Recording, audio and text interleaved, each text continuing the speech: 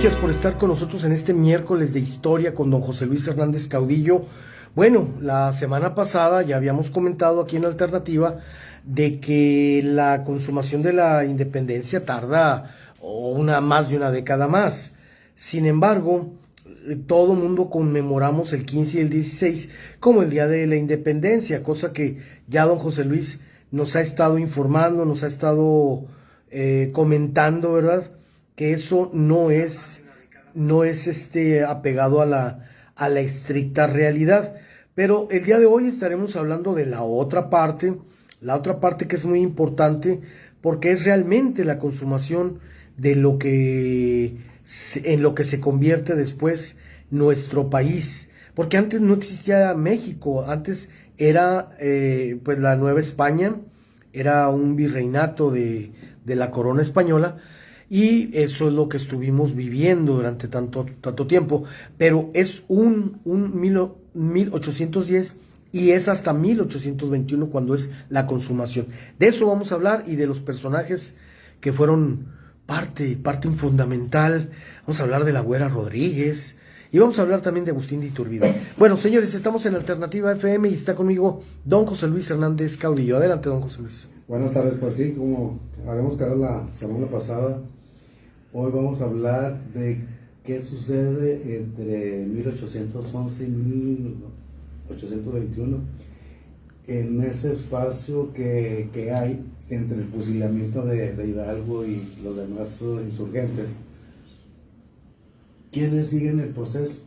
El proyecto aquel independentista,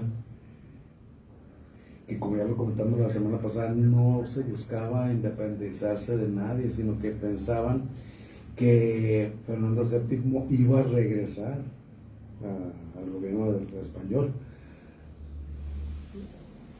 Entonces, ¿quiénes siguen el movimiento a partir de 1811?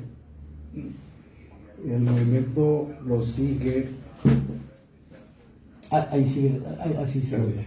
El movimiento lo continúa José María Morelos y Pavón, pero lo sigue y dura de 1811 a 1814, 15, por así que lo fusilan. Y luego ya de ahí siguen otros personajes que pues no, la historia no los consigna como continuadores del movimiento. Nos encontramos ahí a Matamoros, a los Bravo, a los Galeana, a varios personajes que no los menciona la historia, pero que sí continúan el movimiento. Ahora, yo siempre lo he dicho y donde quiera que doy una charla lo comento, que aquí el papel no le corresponde a Iturbide, que mucha gente dice es que Iturbide es el que consuma la independencia, es el padre de la patria, y no es cierto. Iturbide en los inicios del movimiento combate a los insurgentes. Él pertenece al movimiento realista. Y hay algunas batallas donde sí él gana las batallas, precisamente la del Monte de las Cruces, que fue una derrota estrepitosa de lucha 10 años, a partir del fusilamiento de Hidalgo y todos los demás actores. En la mañana subí ahí en mi perfil unas fotos del calabozo de Don Miguel Hidalgo allá en Chihuahua, y hay una lista donde dice los héroes olvidados, y ahí viene una lista de quienes participan en el movimiento, y luego los versos que le compone Hidalgo a Miguel Ortega, uno de los carceleros, junto con Melchor Huaspe. Y pues no sé, yo pienso que no se remedió nada ni se solucionaron los problemas que había. Entonces, antes de ser una república, primeramente fue un imperio, México. Pues sí, a eso eso buscaba Iturbide. Pues de otra manera no se entiende que él fue de las personas que estuvieron combatiendo a los insurgentes. Y cuando ya vio que venía el triunfo de la insurgencia, pues se cambia de bando y hace a un lado a Vicente Guerrero. Yo siempre lo he dicho, Vicente Guerrero es el que debería de tener el honor de haber sido el primero. El primero. Pero, pues es que Vicente Guerrero, una de las personas que pues vivían allá por la sierra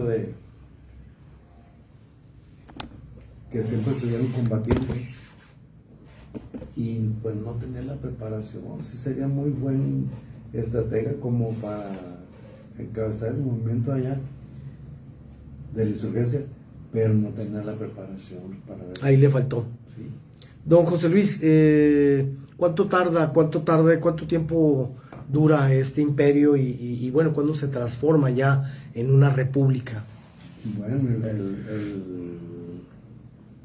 la época de Iturbide es de 1821 a 1824, y luego ya le sigue el primer presidente, que fue Guadalupe Victoria.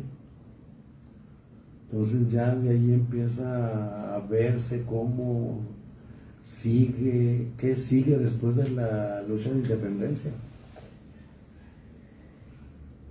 El otro estaba leyendo, no recuerdo en qué, si un libro, un archivo, donde dicen que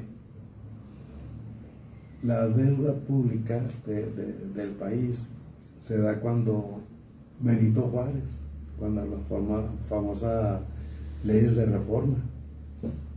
Y no es cierto, la deuda pública empieza cuando la guerra de independencia. Que es cuando empieza... Sí, es allí, cuando recibe Iturbide el poder. No hay dinero en cajas. Creo que había 28, 48 pesos. Pues se volvió a repetir la historia, don José Luis. Se está volviendo ahorita a repetir. Sí, en realidad, pues no se han solucionado los grandes problemas nacionales. De nada sirvió la independencia, de nada sirvió la revolución, de nada ha servido todos los momentos que ha habido, porque pues en la revolución ya lo vimos, que no fue que Madero buscara la presidencia ni hacer un cambio en la estructura política, social, económica del país, sino que Madero lo que quería era que le dieran jugada en en todo lo que hacía el gobierno.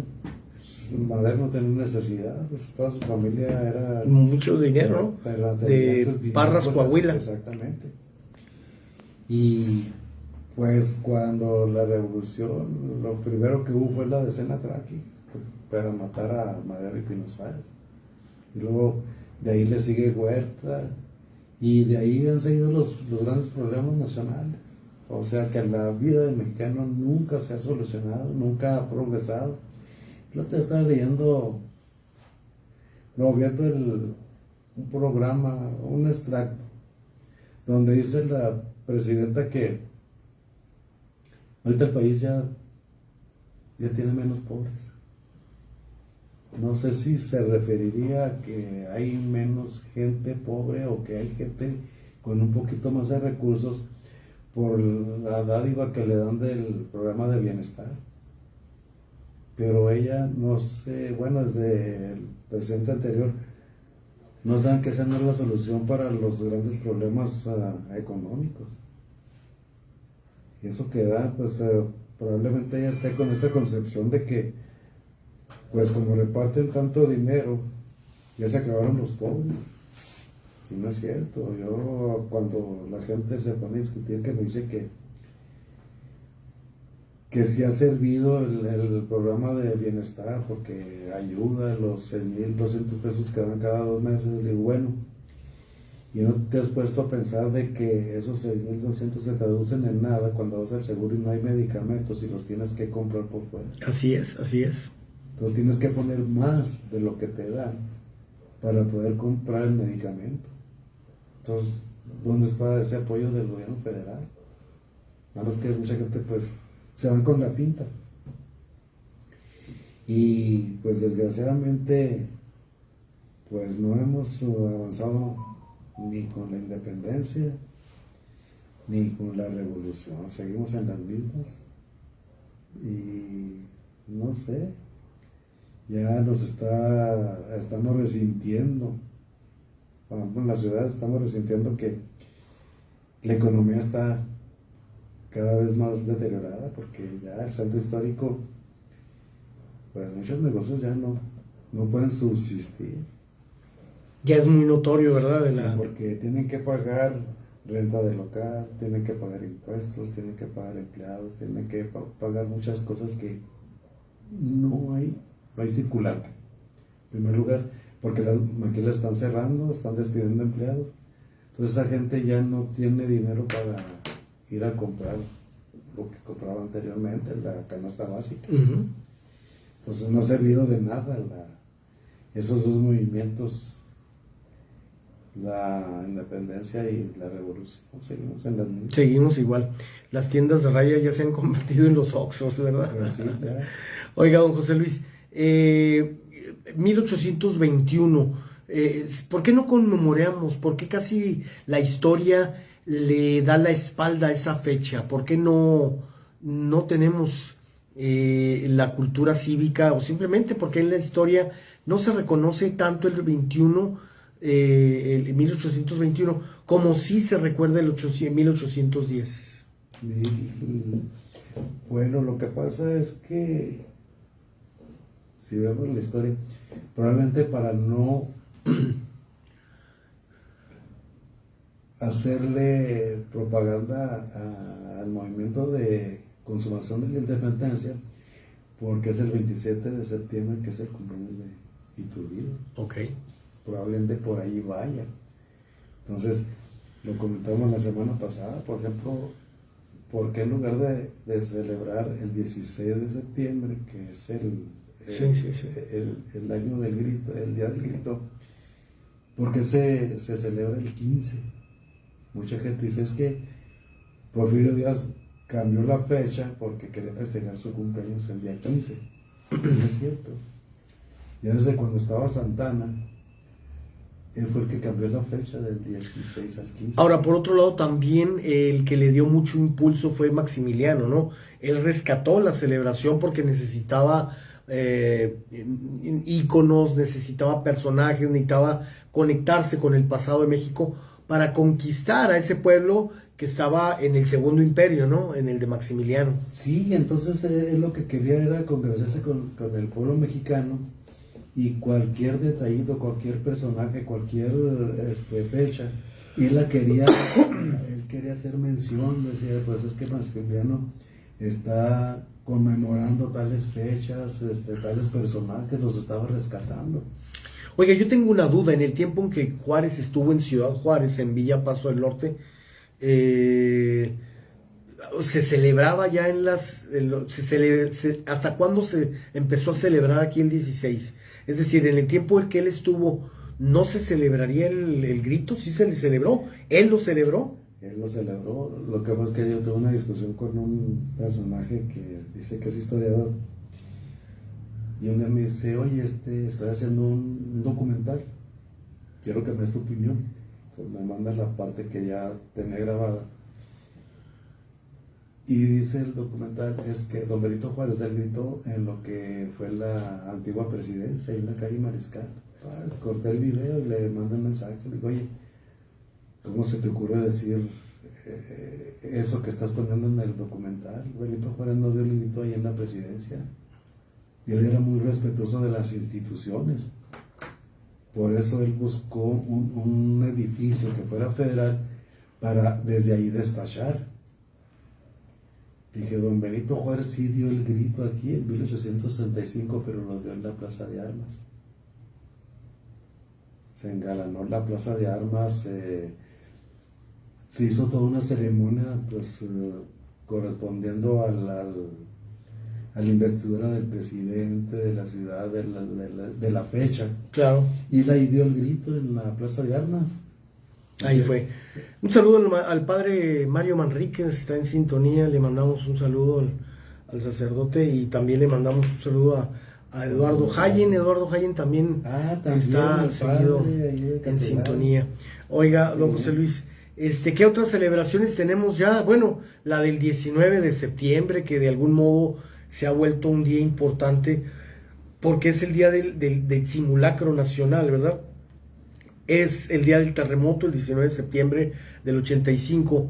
Sin embargo, ya ahora se ha convertido en una fecha que tiene que ver con, más que nada, con la prevención. Se hacen simulacros, pero sigue calando hondo, sigue calando.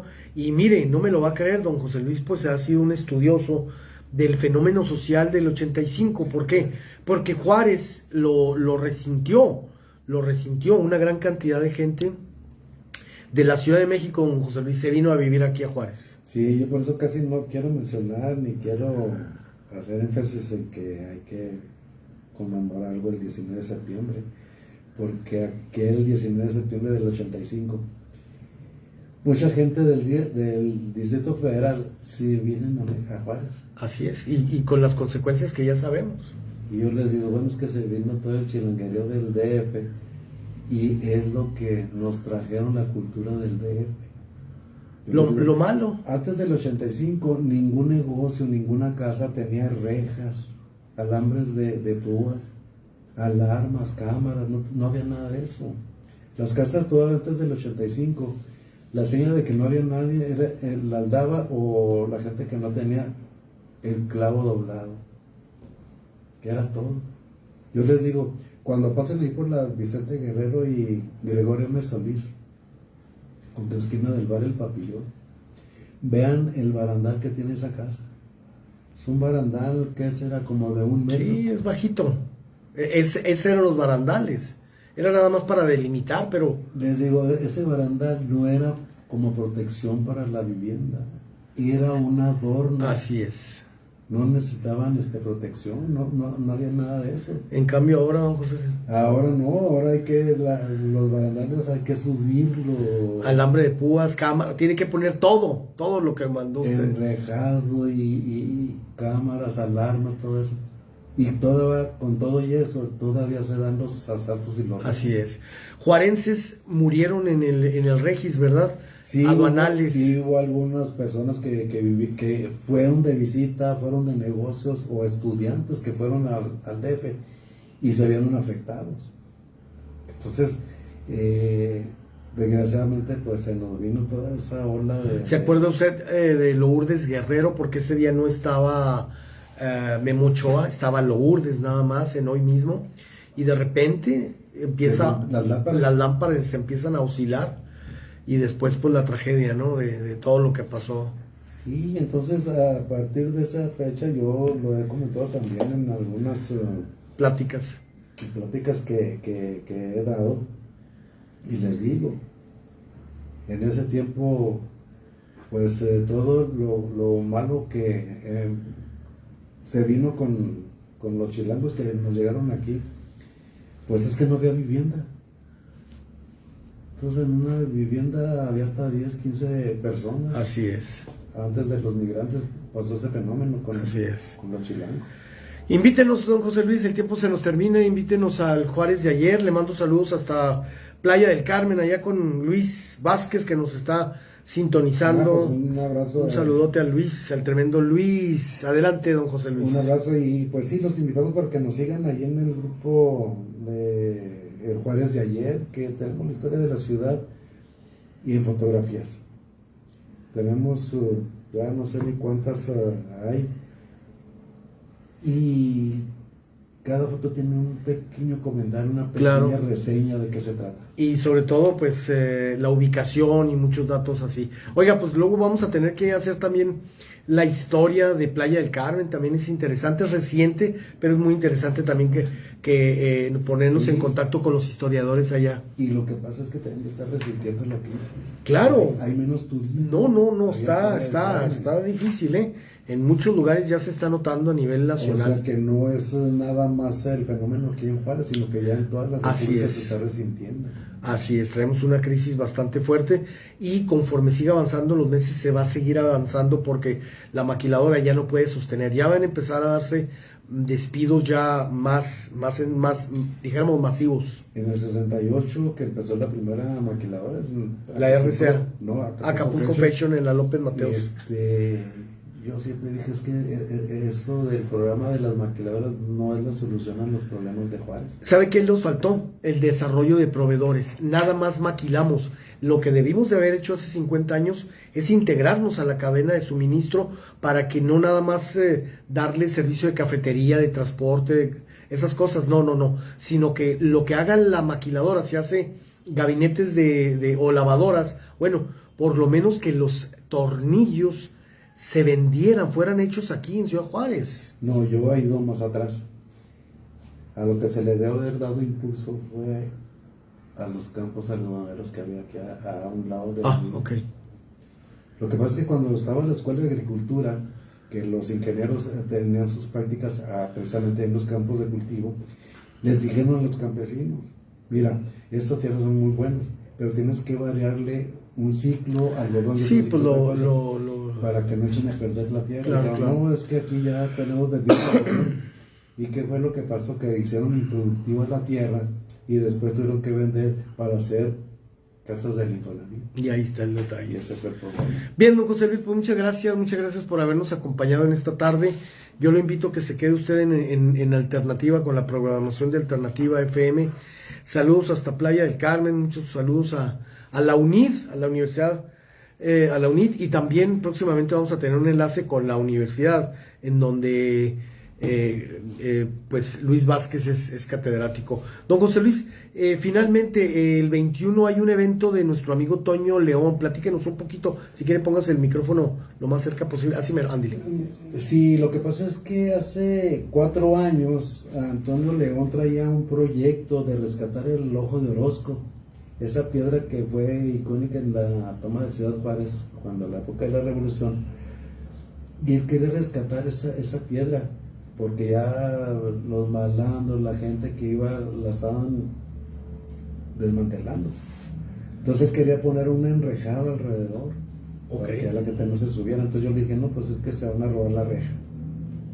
Entonces no tiene caso. Entonces yo le sugerí que buscáramos unos durmientes de las vías. Y él tenía unos amigos, consiguió unos durmientes y quería poner cadenas alrededor con los durmientes. Le dije, no, mejor pon unas sogas, porque las cadenas se las van a robar. Pues le quedó tan bonito el proyecto que se hizo una ceremonia en septiembre de hace 4 años. Y hoy, el 21, va a celebrar los 4 años de ese evento. Del evento. Bien, muy bien, ¿no? Pues ahí estaremos apoyando al buen amigo y sobre todo dándole difusión, ¿no? al evento, don José. Sí, nada más que no me han dicho la confirmación de todo. Sí sé que vamos a estar pendientes. Domingo, pero la hora. Bien, señores, pues muchas gracias a Luis Vázquez, gracias al padre Mario Manríquez. Saludos hasta Playa del Carmen con nuestros amigos de Aldea Tai. Agradecidos también aquí en Ciudad Juárez con la gente que sigue a don José Luis Hernández Caudillo todos los miércoles, y agradecerle también a nuestro director general, Eliezer Pérez. Gracias por pagar a tiempo, que tenga un excelente día. Y aquí está la ganadora del sorteo de la J+. ¿Cómo se siente, ganadora? Está usted haciendo historia, pagó a tiempo y ganó en grande. Y tú también puedes ganar. Sí, puedes ganar premios como 6 motocicletas, 30 pantallas, 30 smartphones y 2 automóviles. Los sorteos son 25 de julio, 26 de septiembre, 28 de noviembre y el gran sorteo final 26 de diciembre. Consulta las bases completas en www.jmasjuarez.gov.mx. Como siempre, agradecidos con la Junta Municipal de Aguas y Saneamiento. Comentarle a usted que fue todo un éxito esta carrera que se llevó a cabo aquí en Ciudad Juárez, y donde la participación fue extraordinaria. Una gran cantidad de juarenses, familias completas se dieron cita. Ahí estuvo Alternativa transmitiendo el evento en vivo, y bueno, hubo las palabras del presidente de la Junta Municipal, de Sergio Nevares, y hubo todo el apoyo de las autoridades para que fuera un evento seguro, un evento familiar, insisto, pero sobre todo buscando la manera de hacer conciencia de 2 cosas: de lo importante que es cuidar el agua, hacer conciencia de la cultura del agua, y por otro lado también lo importante que tiene que ver con el deporte, fomentar el deporte. Así que felicidades a Sergio Nevares y a todo el equipo de la Junta Municipal de la J+, por el gran esfuerzo que se hizo. Felicitarlos. Señores, con esto nos despedimos. Muchas gracias a Alternativa FM 100.3, la radio selectiva, y a usted, gracias, muchas gracias. Quédese en la sintonía de Alternativa y que tenga una buena tarde y buen provecho.